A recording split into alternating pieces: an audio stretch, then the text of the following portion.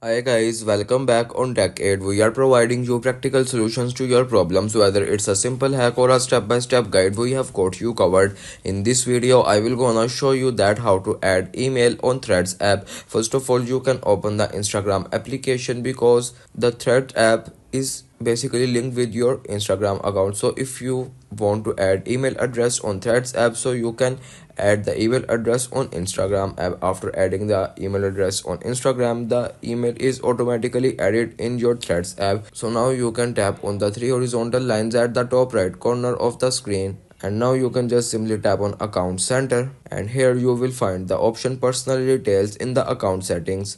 Now you can tap on the contact info, and here you will see the option email. You can now tap on here add email, or you can just simply add the email address on Instagram.